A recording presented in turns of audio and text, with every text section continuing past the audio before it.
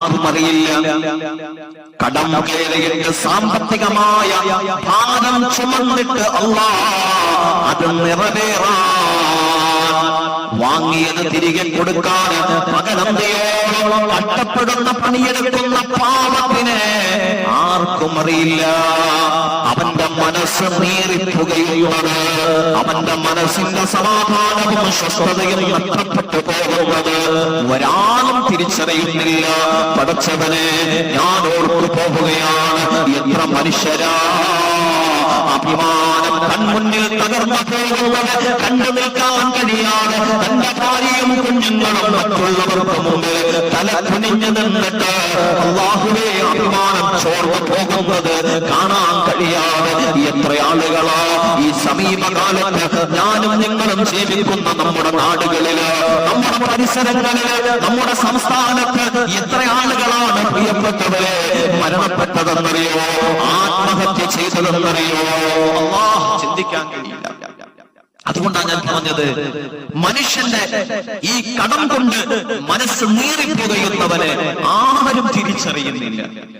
അശവനെ സമീപകാലത്ത് ഒരു പാവപ്പെട്ട ഉസ്താദ്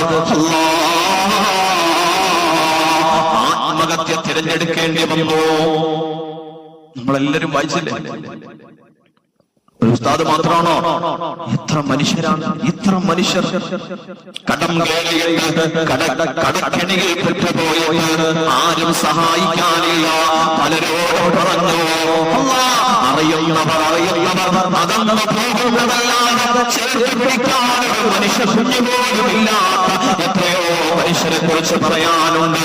ഇവിടെ രോഗിയെ സഹായിക്കാൻ ആളുണ്ട്, ഭക്ഷണം കഴിക്കാത്തവരെ തന്റെ ഭവനത്തിൽ കൊണ്ടുപോയി നോക്കാൻ ആളുകളുണ്ട്, വസ്ത്രമില്ലാത്തവരെ വസ്ത്രം ഉടുപ്പിക്കാൻ ആളുകളുണ്ട്, ഭവനമില്ലാത്തവന് വേണ്ടിയിട്ട് ആൾക്കൂട്ടങ്ങളുണ്ട് ഭവനം നിർമ്മിച്ചു കൊടുക്കാൻ. പക്ഷേ കടത്തിൽ മുങ്ങിപ്പോയവർ, കടം വാങ്ങിയത് തിരികെ കൊടുക്കാൻ കഴിയാതെ പോയവർ, അതിന്റെ പേരിൽ അല്ലാഹ് മനസ്സിന്റെ സമാധാനവും സ്വസ്ഥതയും നഷ്ടപ്പെട്ടുപോയ പാപങ്ങൾ കണ്ടെത്താൻ, അവരെ സഹായിക്കാൻ മനുഷ്യനുണ്ടോ? ചിന്തിക്കേ. ഞാൻ ആവർത്തിച്ച് പറയാം, ഇതുപോലൊരു ദുരവസ്ഥ മനുഷ്യന് വരാനില്ല. ഇതുപോലൊരു ദുരവസ്ഥ, ഇതുപോലൊരു ദുരവസ്ഥ മനുഷ്യരെ നമുക്ക് വരാനില്ല. കടങ്ങൾ വരാതിരിക്കാൻ ചില മാർഗങ്ങളുണ്ട്. കടങ്ങൾ വരാതിരിക്കാൻ ചില മാർഗങ്ങളുണ്ട്. കടങ്ങൾ ഉള്ളവർക്ക് തീരാനും മാർഗങ്ങളുണ്ട്. അതിലേറ്റവും പ്രധാനപ്പെട്ടത് സ്വലാത്താണ്.